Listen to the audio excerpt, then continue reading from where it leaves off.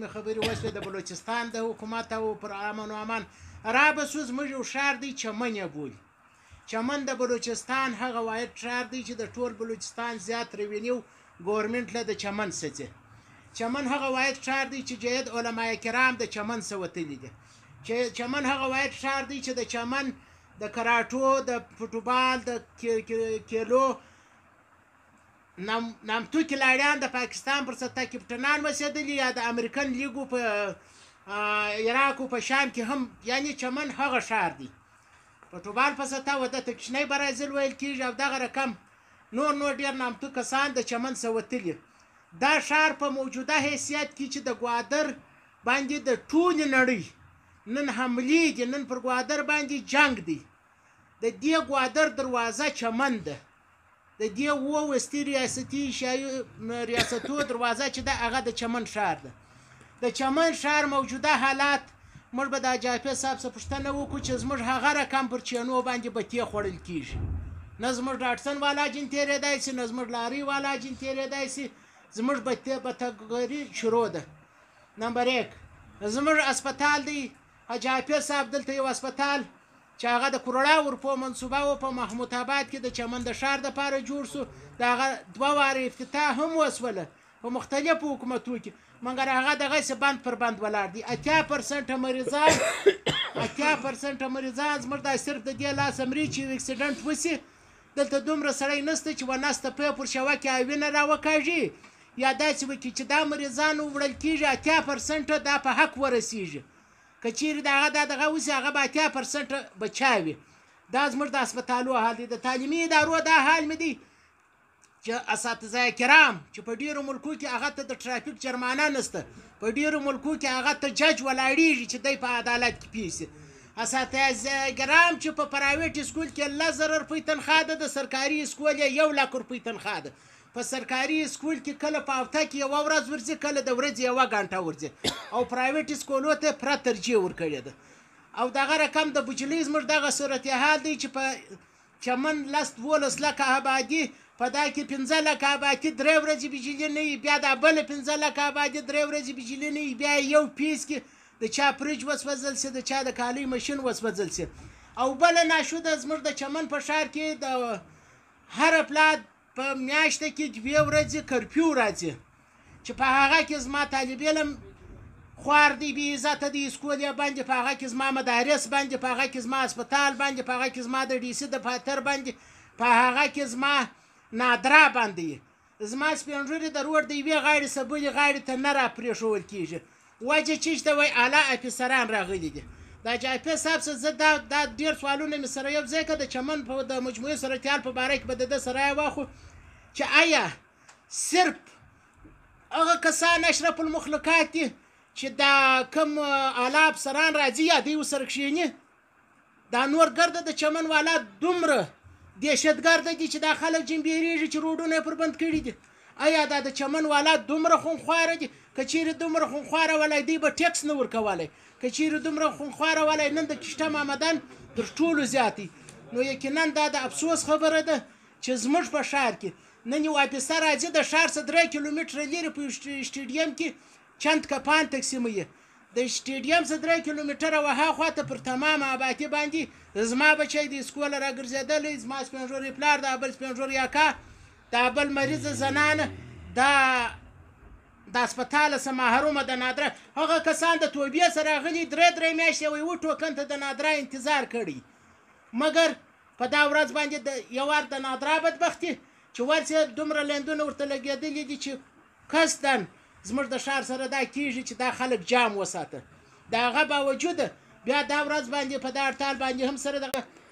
ته زموږ منتخب نماینده اوسېدلی، ته زما په ووټ راغلی، موږ دا حق لرو چې ته موږ ته احتساب راکړې. موږ دا حق لرو ته تاسو د اوس اصغر خان اڅکزي څخه د اوس مولانا صلاح الدین صاحب څخه د هر نماینده څخه موږ دا حق لرو چې پوښتنه وکړو چې تا څه کړي دي زموږ په علاقه کې. دا به بلکل ته موږ ته زموږ د چمن والا ته روښانه کوې که دې څه نه دي کړي، هم په خپل معذورات غواړي که دې څه کړي دي هغه پر ډاګ ږدي چې ما دا کړي. داسې د جاپي صاحب په خوا به راسو په د چمن د ښار په باره کې به یې څه رایه چون واخلو. دا کیمرې مخکې اڅکزی صاحب زه خو چمن زه زما خاوره ده، زه په چمن کې پیدا شوی یم. نو زه چې څه صورتحال وینم لکه تا چې وویل، واقع دغسې هم ده چې چمن حیثیت دی دی لکه د دوبۍ. صرف فرق دا دی چې دوبۍ سمندر لري، چمن سمندر نه لري. البته هغه د سمندر د لارې ګیټوې ده، چمن د وچې د لارې ګیټوې ده. هغه د سمندر د لارې خلک د دنیا کاروبار د دوبۍ د سمندر د لارې کوي، بیا د دوبۍ بعد یې بیا سپلای کوي مختلفو ملکو ته. مګر بدقسمتي دا ده چې چمن نن در په دره ده، پسمانده دی چمن، خوار دی چمن. د چمن خلک خوار دي نن، د چمن خلک تږي دي، په اوبو نه دي اوبه. د چمن خلک د دوا او د علاج څخه محروم دي. د چمن خلک د تعلیم څخه محروم دي. کاروبار نشته، ژوند نشته، زندگی نشته، بجلی نشته، ګیس نشته. یعنې د ژوند هغه اهم بنیادي ضرورتونه د چمن 8 یا 10 لکه آبادي دا د دې ټولو څخه محرومه ده. ستا مجلس دا وکړي چې په چمن کې ذمهواري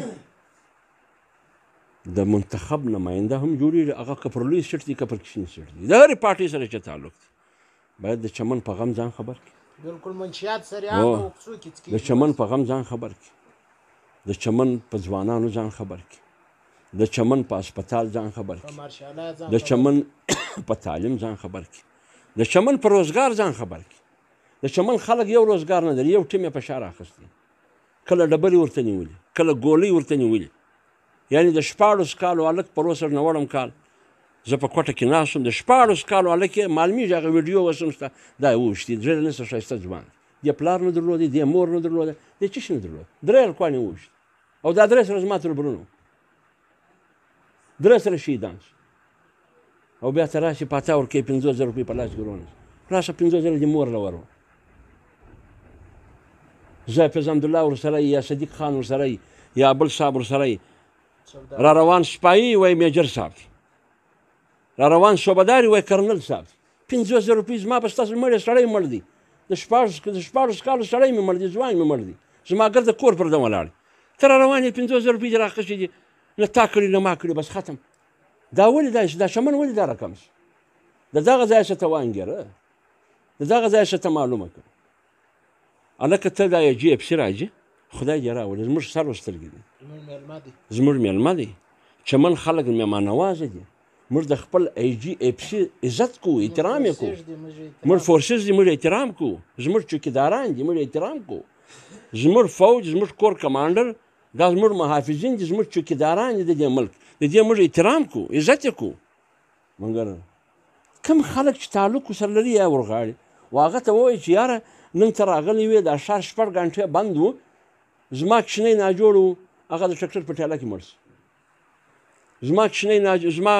بیادبي ډېره معاف، بیادبي ډېره معاف، زما د ښځې ناجوړي وه، ایا دي هغه کوچنی په ټکټر په ټیله کې پیدا شو، ولې روډ بند. زما بچیان سکول له تلو، سکول له نه ولاړ. زما بچیان ناجوړ و، ما هسپتال له بېول، هسپتال له نه ولاړ. زه دکان له ته مې یو رړی و، یو ټرماټر به مې خرڅاوي، هغه ما نه کوي، خرڅ د بچیانو یې 50 روپۍ به مې راوړې، هغه ما نه وکړي. ښار ګرده بند، لکه په ښار کې چې جنګ یا پر ښار باندې یو بل ملک حمله کوي. چې پوښتنه مې وکړه، ویل ول فوټبال میچ شروع دی. و د فوټبال میچ دا معنا ده چې ته ښار دروازې ته کلپان ور واچو. د ښار د مشرانو څه ده، د 8 لکو عوامو د ښار د ښارانو دا ګیله ده چې دا څوک و ځان ته مشران وایي، یا کرنل صاحب یا برګیډیر صاحب د مشر په نامه راغوړ. موږ ته عزتمند دي، موږ احترام کوو، موږ عزت کوو. کم سے کم هغه و دا ای جی اف سي صاحب ته وایي، و دا کرنل و دې برګیډیر ته وایي چې صاحب تا دې خدای راوړي، تا دې خدای راولي، ته دلته و موږ ته یوه پکوړه راکړې، یوه سمبوسه راکړې، یو کپ چای راکړې، تا دې خدای راولي د 3,000 پوځیانو سره زه و تا ته پسونه درلالوم، ستا دونه عزت کوم په درناوي. مګر خدای و قرآن ته وګورې، دا ښار مه راباندې بندوه، دا د ښار هسپتالونه مه بندوه، دا د ښار تعلیمي ادارې مه بندوه. دا باید دی، دا موږ ته ذمهواري جوړېږي، باید ورته ووایو لار دا معلومه ده پر چکر لنډۍ راشوسه سیده بایپاس دی او دا روډ سیده وکیله ته درېږي څه ضرورت دی چې زه راځم او هغه کالج روډ باندې راځم روډ مې ګرده بند کړی دی راځم پر باب چمن راوځم د ډي سي د بنګلې پر مخ باندې راتېرېږم پر دفتر باندې پر مال روډ ځم په کیلن ضرورت یې څه شته یاره په هلیکاپټر کې راځه ستا سره هلیکاپټر ولاړ دی اسلام آباد کې هم تېرېږي یعنې د کوټې پر ایرپورټ باندې ته کښېنې په هلیکاپټر کې ځې په هلیکاپټر کې ځې چې کله امن و امان خراب وي وروره هلیکاپټر دی 15 منټه کې د کوټې سره رسېږي په هلیکاپټر کې راځه قرار دلته کښېنه نه به عام سړی خواري نه به د چمن شعري خواري نه به زنانه خواري نه به بچی خواري په کار دا ده چې د چمن عام خلک دا خلک نه دي دا چې ناست دي دا راولاړ شي 2 درجنې خلک سره کښېني دا پاټیان یې راولاړ شي جمعیت علما اسلام اوس ما وکتل په دا مېلمنو کې یوه پاټۍ نه ده ناسته بل ورځ چې IGFC راغلی دي ما پر دا سوشل میډیا وکتل د یوې پارټۍ ذمهواره نشته دلته خلک و پاټیانو ته ووټ ورکوي هغه ستا خبره جایفه صاحب درګوډومه مرګونو دا یوه خبره په ذهن کې راغله دا د ماحول فرق دی چند ځای منتخب نماینده هر څوک چې د پښتونخوا ملي عوامي پارټۍ د پاکستان تحریک انصاف د جمعیت علما اسلامي د هر چا چې منتخب چې دا قوم منتخبه کړي هغه نماینده دا حق لري چې هغه د کور کمانډر سره کښېني هغه د خپلو عوامو پوښتنه وکړي یعنې په پښین کې هم د هغه تقریب وسو په پښین کې د هغه ځای امینیاګانو امپیاګانو سره ناست دي دلته موږ ته قدر لري مګر چند سلیکټډ کسان هغه دلته ورسره ناست دي نه MPA سته نه MNA سته مګر د په لګډ وډ دي زما منتخب نمایندګان په دا پروګرامو کې چیرې وه جایفه صاحب زه سوال کوم اوس پرېږده که د پارټۍ ده پارټۍ به اوس پر دا چمن غږ وکړي د زړه د کومې به غږ وکړي په زراو انسانان به نه راوځي او چې دا کم خلک دلته ناست دا دې هم غږ وکړي 200 کسه راوځي نو د دې معنا دا ده چې د دې ښار نمایندګي پارټۍ کوي هغه پارټۍ که د پښتونخوا ده هم زموږ یو اعتراض نشته هغه که پارټۍ که جمعیت علما اسلام ده هم زموږ یو اعتراض نشته هغه که پارټۍ عوامي نېشنل پارټۍ نمایندګي کوي هم زموږ یو اعتراض نشته لیکن د هغه څه څوک پوښتنه نه کوي اوس چې پوښتنه نه کوي دا د هغه ذمهواري جوړېږي که پښتونخوا ده که ANP ده که جمعیت علما اسلام دي که بله پارټۍ ده چې دلته اکثریت دي دا د کور کمانډر سره کښېني دا د IGFC سره کښېني دا د ګورنر سره کښېني دا د دې د وزیر اعلی سره کښېني خبره ورسره وکړي چې وروره دا څه دي دا اوس څه شي دي پر امن و امان دي خبره ورسره وکړي پر دا صورتحال دي خبره ورسره وکړي یعنې دا خلک د فوټبال میچ نه غواړي د فوټبال په میچ باندې زما لوږه نه ختمېږي د فوټبال په میچ باندې زه یو ټیر راوړم هغه 2 کېږي نه بلکې د هغه یوه ټیر لار دې هم راباندې وتړم هغه ټیر هم ځایه چې زه 200 روپۍ ګټم لہذا په فوټبال او په دا یو کپ نه زما لوږه ختمېږي نه زما تنده ختمېږي نه زما ناجوړي ختمېږي دا یو شی هم نه کېږي خدا دې خدای راولي کسې میراډونا راول رونالډو راول او میسي راول دا ګرده راوله چې د دنیا هغه مشهور فوټبالران دي موږ به ګرده اتڼ ورته وکړو خوشحالۍ به ورته وکړو مګر زما لوږه نه په ختمېږي نو دا یې وکړي چې اصل واکمن دي د دې حکومتو هغه که د MPA په شکل کې دي که د وزیر په شکل کې دي که د MNA په شکل کې دي که کور کمانډر دي که IGFC دي غم دې وخوري د دې چمن چې دا د چمن خلک بجلي نشته د چمن د خلکو تعلیم نشته د چمن د خلکو صحت نشته د چمن د خلکو روزګار نشته د چمن د خلکو امن نشته د دې غم دې وخوري چې یاره دا په نس څنګه ماړه که دا یو شی نشته لہذا زه د چمن و عامو خلکو ته دا خواست کوم بالخصوص عام خلک څه بالخصوص سیاسي پارټیانو هغه د چمن ذمهواره د جمعیت ذمهواران ناست دي نور خلک هم ناست دي عام خلک قبایلي خلک ناست دي د پارټیو خلک دلته ناست دي په جلسه کې هم ما دغه ورته وویل چې وروره دا ښار مه یې لکوئ و خلکو ته د دې ښار سمه نمایندګي وکړئ د دې ښار غم وخورئ د دې ښار چې کوم ضرورت دی د هغه دپاره منډه ترنډه وکړئ د هغه دپاره کوشش وکړئ ورسې ورته ووایاست ورته دغه مه کوئ را سره هلکه بجلي نشته لکه د بجلي بل را روان دی ما په 40 غنټې کې 2 غنټې بجلي نه ده لګولې د بجلي بل د میاشتې 4000 روپۍ راځي زما د بجلي غم ته نه خوري ما سولر لګولې ده په سولر ګزاره کوم زما اوبه پر 1200 فوټه دي که پر 1100 فوټه دي چې بجلي نه وي زه په چش راوکاږم زه ټانکۍ په 1500 روپۍ رانیسم په 2000 روپۍ رانیسم زما د اوبو غم وخوره هغه ته نه خورې زما د اوبو غم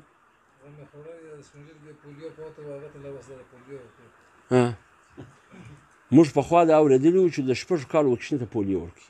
اوس د 90 کالو سړی بل لوژر ورته ولاړ هغه پولیو په خوله کې وراچي اوس موږ سر نه په خلاصېږي چې ته خلک وژنې که ابادوي نو په کار دا ده دا د سیاسي پارټیانو ذمهواري جوړېږي ولکه د چمن خلکو همیشه پر سیاسي پارټیانو اعتماد کړی سیاسي پارټیانې باید راوځي پر دې خبره غور وکړي ما د دې علاقې نمایندګي کړې ده زه د چمن د خلکو شکریه ما بار بار ادا کړې ده زه د خپلې پارټۍ شکریه ادا کوم د جمعیت علما اسلام ما د چمن د خلکو نمایندګي کړې ده 3 کاله 4 میاشتې 3 میاشتې بیا د سپریم کورټ د فیصلې په نتیجه کې زه د هغه نمایندګۍ څخه محرومه شوی یم ما د چمن دپاره په هغه وخت کې دی نه چې زه دا ما درنه پورې د دې ذکر به تا نه اورېدلی چې ما په یوه جلسه کې کړی دی ما ته ډېرو خلکو ویلي دي چې ته باید داسې یو رساله یو کوچنی کتاب شایع کړې چې تا په خپل وزارت کې کم کارونه کړي دي نو چمن کې د 3 شیانو غټ ضرورت و د تعلیم په میدان کې یو غټه تعلیمي اداره نو ما د کریډټ کالج کوشش وکړ د چمن دپاره د چمن د صحت په میدان کې یو ښه دروند غټ هسپتال لکه د کوټې د ښار سیول هسپتال دا زما په نظر کې و 3م شی د چمن ما په نظر کې و ګیس چې د چمن خلک باید د ګیس د سهولت څخه فایده واخلي هسپتال جوړولو کې یا د هغه دپاره په فنډ ایښولو کې زه کامیاب شوم په 3 کاله 3 میاشتې کې یا 3 کاله 4 میاشتې کې زما په زمانه کې چې د هسپتال کوشش ما شروع کړي یو د چمن د ګیس د چمن ګیس ما منظور کړي یو عرب 25 کروڑو که یو عرب 15 کروڑ روپۍ په اشبو کې پراته دی دا ظفر الله جمالي وزیر اعظم په کابینټ کې فیصله وکړه دلته راغلی و کوټې نه جامع یوسف ته خدای وبخښي هغه وزیر اعلی و شوکت عزیز وزیر اعظم په کابینټ کې اوس هم چې د هغه زمانې ریکارډ راواخلي دا به پکښې چې چمن ته به ګیس ورکوو چمن زیارت یو ځای بل یاد کړي کلات مشرف رالی خدای صدر هم په اشبو کې چیف اف آرمي سټاف هم اختیار یې درلود مشرف کوټله رالی چې د هغه زمانې د کابینټ اجلاس چې راواخلي د مشرف بیان به پروت شي و چمن ته زه ګیس ورکوم د دې وارې وزارت ورکوم 2 ترجیح زما چمن دی دا بار بار زما کوشش بیا د دې دپاره پیسې کېښودل شوې یو عرب 25 یا 15 کروڑ روپۍ د چمن ګیس نیمه پیسې به حکومت ورکوي نیمه پیسې به سوی صدرن ګیس کمپنۍ ورکوي حکومت هم فیډرل حکومت نیمه پیسې سوی صدرن ګیس کمپنۍ به ورکوي لیکن دا د تنازع ښکار په هغه زمانه کې چې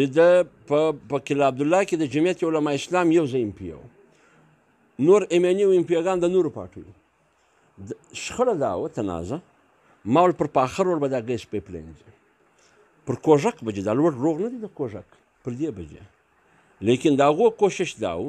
چې دا به د ګلستان پر لار ځي بیا به دی پر غره باندې اوړي پر بوستان باندې به ورځي بیا به چمن راځي زما موقف دا و چې دلته به دا ګیس همیشه ماتي د قومو دلته قبایلي بدي دي قبایلي دښمنۍ دي د قومو به جنګي خوا به په خپله سره بدي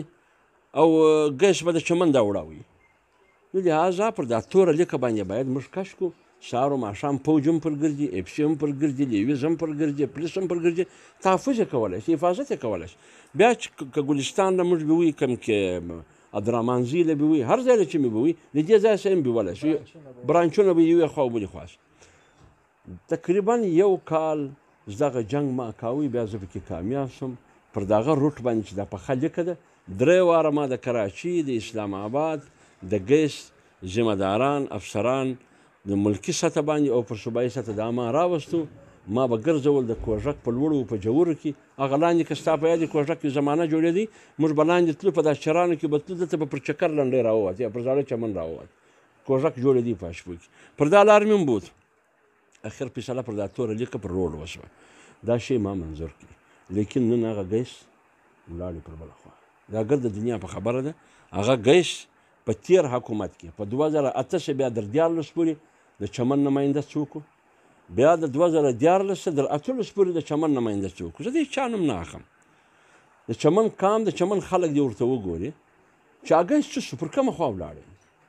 هغه نمایندګان ولې پر دې خاموش شو وزارتونه هم درلود په حکومت کې هم دا ولاړې د اګست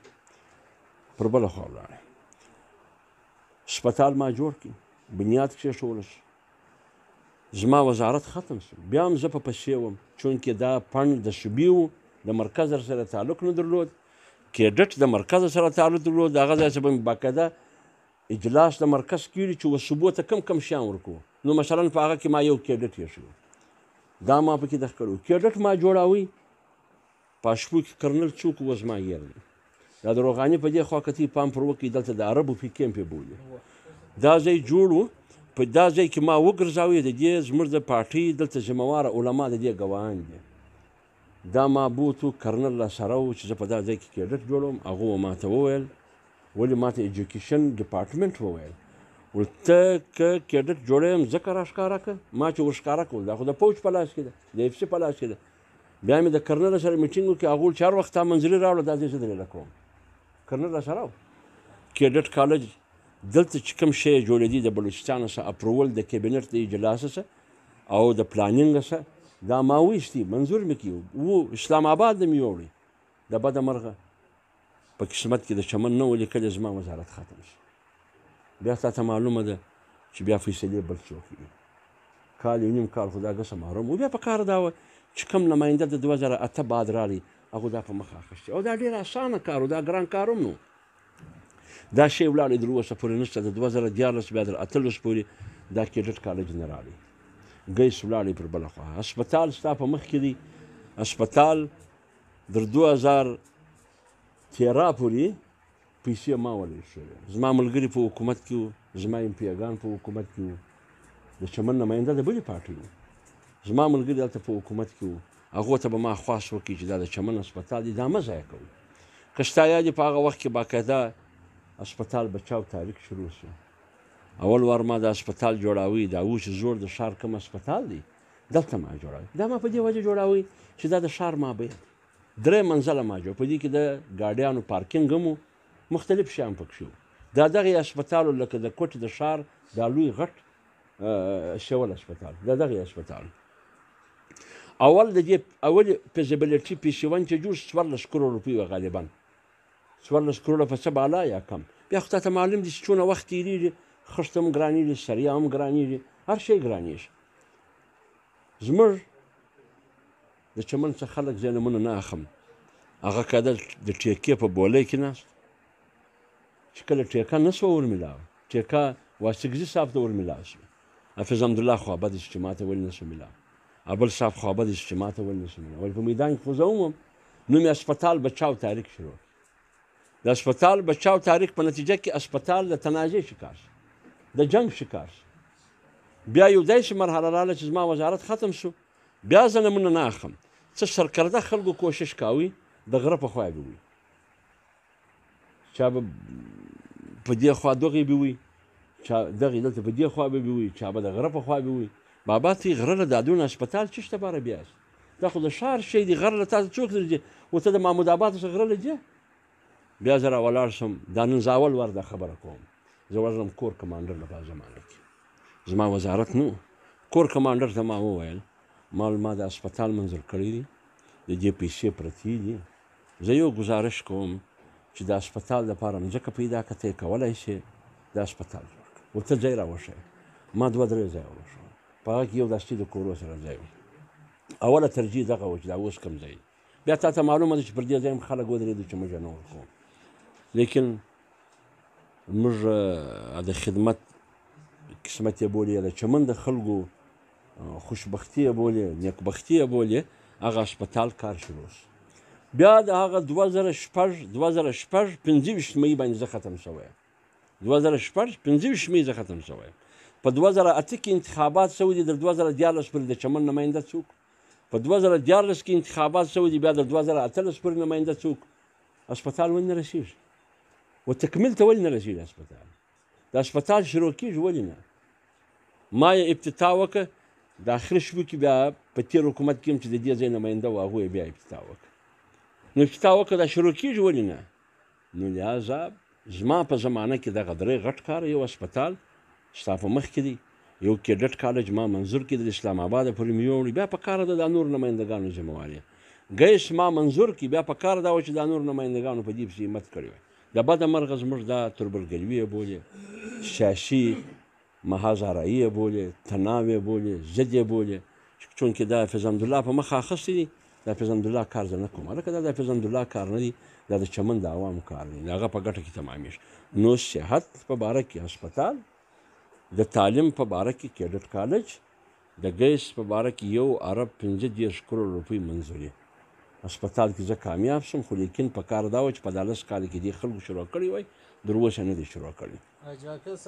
بل زه دا درته وایم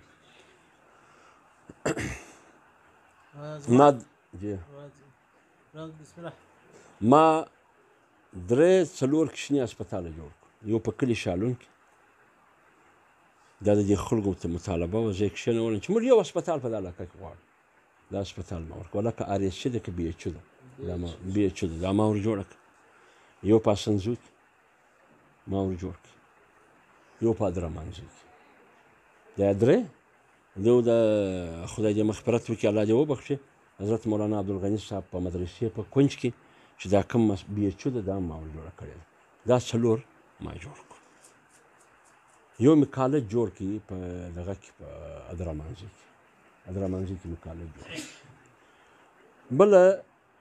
زما په زمانه کې هیڅ کله د هسپتال دوایي کې کمبود نه دی راغلی ریکارډ راواخه ویې ګوره ډاکټر اختر اوس هم ژوندی دی پوښتنه ځینې وکړه چې زما په زمانه کې د دې کمبود روډونه دا روډ د کلي شالونه سه ونشي بیا در بوغري پورې دا روډ ما جوړ کړی مرده کاریز روډ ما جوړ کړی د رامان کوله پورې زه دا روډ زه هلته پر راوګرځه بل ته راشه واشه دا ما جوړ کړی د انزرګي کاریز روډ ما جوړ کړی کوټنۍ کاریز روډ ما جوړ کړی د لنډي کاریز دی که کم کاریز دا روډ ما جوړ کړی د حاجي خدای میر اکا کور له چې جې دا روډ ما جوړ کړی د چارګل کور له چارګل اکا دې خدای وبخښي د هغه کور له چې جې دا روډ ما جوړ کړی په مرداره باغچه کې 9 کیلومتره روډ دا ما جوړ کړی د شنه تالاو له چې جې دا روډ ما جوړ کړی دغه چې جې دا کښته چې شوشه د حاجي خدای میر د کلي پخوا بیا چې روډ ګرځي چې د اردوزو کلي د اردوزو چې د حاجي مهربان اکا کور لري دا روډ ما جوړ کړی بل روډ که تا پام پر کړی د حاجي رشید د کوروس د تلاوه په څنګ چې دا روډ جوړي چې دا جې و په محمد کاکوزي ته چې غوث الله اردوزي مسجد دی دا روډ ما جوړ کړی اوس چې د چمن د ښاره سوځي چې چیرې تاله پوخ روډ په مخه درغلی د چمن د ښاره چې دا یوه کچته ور واوښتې چې چیرې تاله روډ په مخه درغلی پوخ دا جمعیت علما اسلام جوړ کړی دی دا حفیظ حمدالله په نمایندګي یې جوړ کړی د